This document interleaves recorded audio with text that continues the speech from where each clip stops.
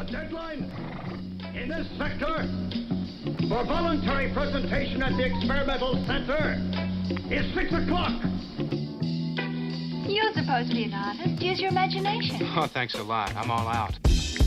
What's happening, everybody? It's Shelton J. Think about it, radio. Straight from the street. Got Brandon Whitting in the building with me tonight. Vincent Booker could not make it, but it's all good. We'll catch him on the rebound, just like at a basketball game. Can you dig it? It is all good. Mr. Whitting, what's going on with you, my brother? Oh, man, it's all good, bro. Enjoying this beautiful week starting off, you know. Shoot, we got the rain and the cold coming in, but, man, even more so than that, man, I had a great time with my daughter, man. Shout out to Akila B, man. My heart flutters. That's right. When I think about my daughter, man, and I, had a great time in the city, Houston, you know what I mean? So it's all good, bro. All good. Blessed. Say that again. Blessed, bro. Yes, sir. Ain't stressing enough. Blessed. Yes, sir. It's all great, man. It's all gravy, man. That's a beautiful thing, though, man. The acknowledgement of just being here another day. What another day brings, what another opportunity brings, man. Because I went to a funeral service for my son's grandmother last weekend, and so again, life, it can be here one moment, then it can't. So you have to really appreciate where you are in this thing and enjoy it and smile and have a great day. And again, once again, new fans, old fans, everybody, welcome to Straight from the Streets. We got something great for you tonight. We're going to talk about group economics and why it's so hard to attain those group economics or the concept or any valid momentum, if you will, of group economics. So we're going to just discuss it. And as always, we're going to come with some solutions that hopefully you guys can take with you and implement after the show. And then we just become better from it. And then we can just, again, reach one, teach one, each one. Can you dig it? Mr. White, before we get into this thing, man, let the people know about what you're doing, how to get a hold of you with your company and everything. All right. Yeah, man. I want to say condolences, too, for the Thank you. person that passed, bro. And like I say, that's why I say, try to live every day like it's our last, man, because you never know. We're going to be put under that ground. Yeah, thank you. But I want to say, yes, sir. Welcome. Brandon Whiting, of course, I'm Shelton Fortenberry, friend on Facebook, friend in real life, too. You know what I mean? Sir. This thing, Facebook, been known as brother from my hometown. Always been a good, genuine brother. Cracker But Texas, also, stand up. That's right, Prince Hall, and I got that hall in Prince Hall, W.M. Henry Gym. Can you dig it? That's right. And, I got the Bees Movement Company, still pushing for that. So, it's not a job too small or too big, man. Hey, man, holler at me, man. I've been doing this for a minute, man. I'm going to do you right, man. I'm going to treat you right. And, this is what we talking about. And also, I see these from the drop. Like I say, I've been working hard on the book. Me and Sheldon been talking. He seems like he's going to be pushing for his book as well. So, we're going to collaborate. And this kind of tying in what we talking about with this group economics. So, yeah. You can get in touch with me, Brandon Whiting on Facebook, or you can hit me up through my email, Brandon Whiting 21 yahoo.com. So that's one of them. And then the other one is Brandon Whiting 16. I got to think of, bro. Get out of plugs.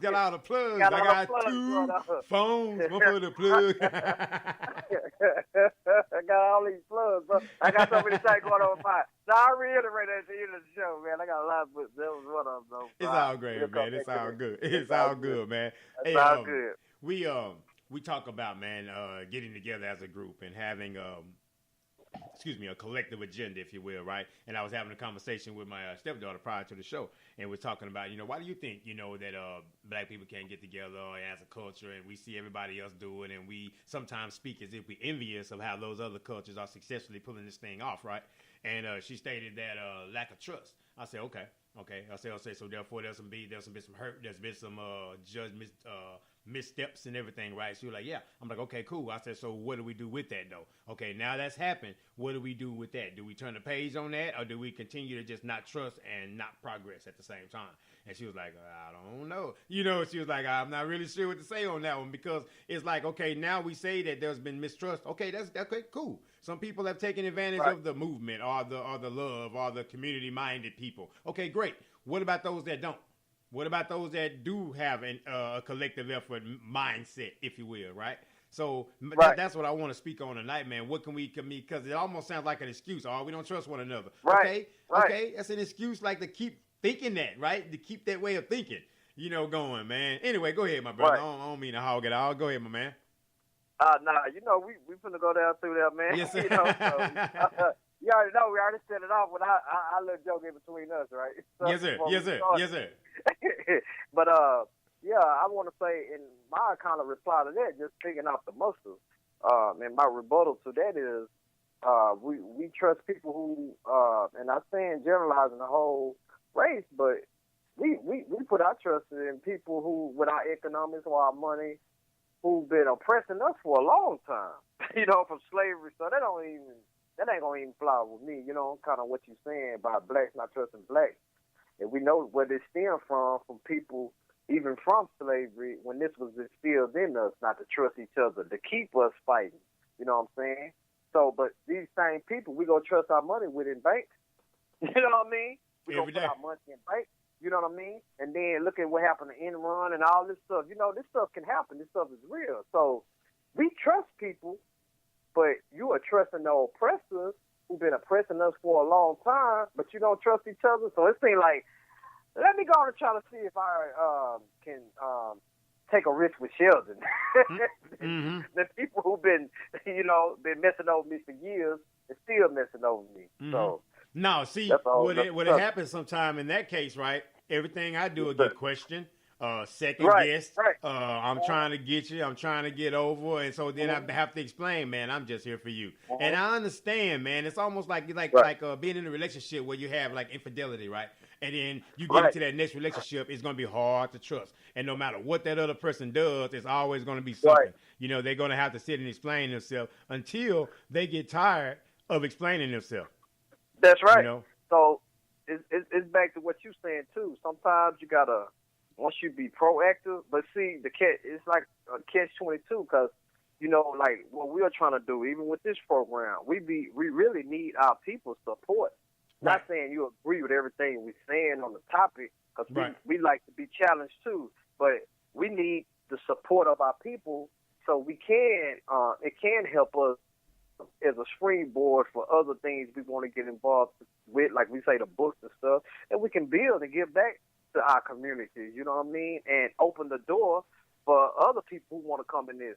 Because what's going to stop me and Shelton from owning our own publishing company? So you won't have to go over somebody else and get messed over. We see this stuff in music all the time, bro. Yes. All the time. Young brothers don't know about they masters, owning their masters. You know what I mean? Because no one shares that information with them. There you go. They assume that they got their best interests at heart because they cut them a check. That's right. So it takes people like, and I'm gonna use this because I do music, and now I do it more as a hobby. But I'm glad back then, when I was really trying to get on, that I didn't really want to get on in hindsight because I didn't have the knowledge. And it'll take years and years to get messed over. And you've been on lost a lot of millions. And then you can not be hot anymore if you do blow up, and bam, where that leaves you. So it's about creative control. That's what you want more than anything. And man, I was listening to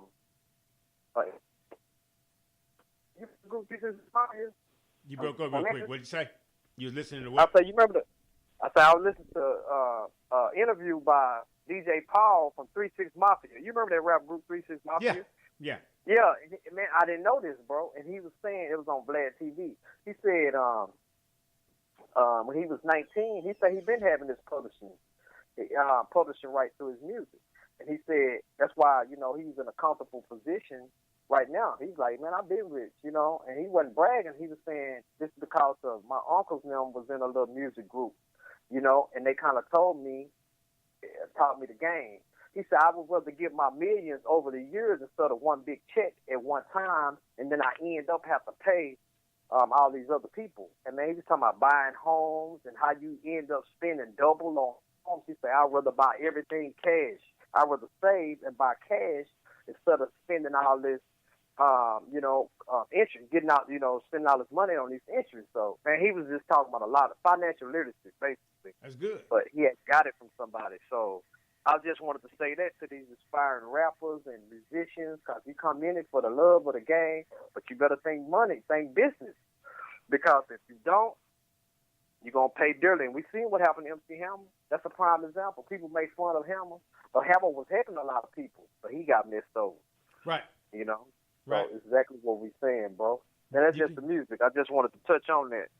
I mean, that's a good point, though, man. I mean, like I said, the knowledge of it, man, being exposed to those different things, the people that are set out to take advantage of you, they're not going to tell you what they need, what you need to know. So therefore, they're going to kind of like spoon feed you this or a little bit of this or a little bit of that, to keep them at an advantage, right? Because even if you have all these millions of dollars and all that stuff, right, and you invested in these accounts and these accounts go bust, okay, those people that tell you to invest this stuff in these particular accounts or whatever, stockbrokers or whatever, they get fees. They get these fees, financial analysts or whatever, they get fees based upon, these accounts that they put you in, right? So no matter what your money does, they're going to continually get what they're supposed to get. So you have to be smart enough and savvy enough and connect yourself with the right people to put yourself in a situation where you're not vulnerable, because, I know it seemed like a lot of money at first, right? But now all of a sudden somebody starts chipping away, it starts looking real funny.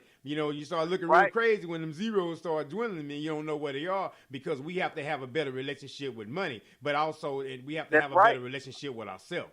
And so we value ourselves and our people and economics and finances, right? Then we can build, brother. We can build, man. We can build. We can build. Hey, man, Shelton, I just like what you said, and you was like, we have to have a better relationship with money. And, I remember an old saying, say, a fool and his money soon shall part. And that's true, because if you spend foolishly and, you'll look back and say, dang, man, I blew this. You know what I mean? You just like blowing the opportunity. And, getting back to still sticking to the subject of group economics, like what we hitting on, just like us doing this show.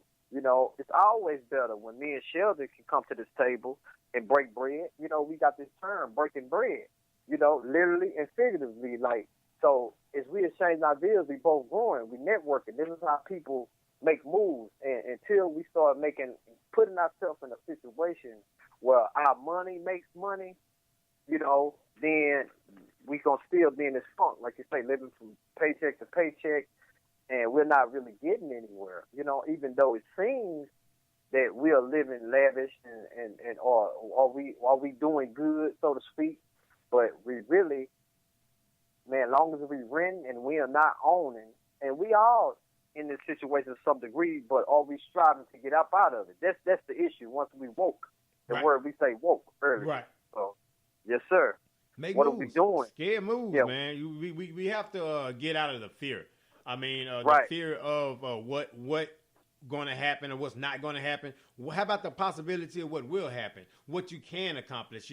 I go to these different networking events now, man, right? Since I'm doing a loan originator now and a real estate wholesaling and stuff. Shameless plug. You already know I'm going to plug it. Loan originator in Texas. If you need a loan, holla at your boy. Holla at me. We can work something out. But anyway, I go to these different networking events and stuff, right? And I see like, there'll be some Caucasian people, then there'll be some African American people and stuff. And then I see it sometime at some of these events. Sometime the brothers, they'll see me, but they won't see me, right? And then they'll see me, then they'll turn away and then go, talk to the the white guys or whatever the case may be. And then I eventually, go just have a conversation with them, because that's just who I am. I just want to see where your mind at, right? But it's almost like they treat me as if I want something from them. Right, treat me as if okay, because I'm just like them, right, and I'm not gonna add value to them, right, and don't let them be, a so-called connected brother, right, so it's like hey, you ain't big enough to talk to me, to even deal with me, and so they look at you that way, and so other brothers that have like self-esteem, that understand who they are and 10 toes in theirs, I don't deal with people like that. That's hard. And I understand when we talk about group economics and coming together, because when you have those kind of mindsets, it's hard to tell somebody, well, just calm down, man, and let that person. No.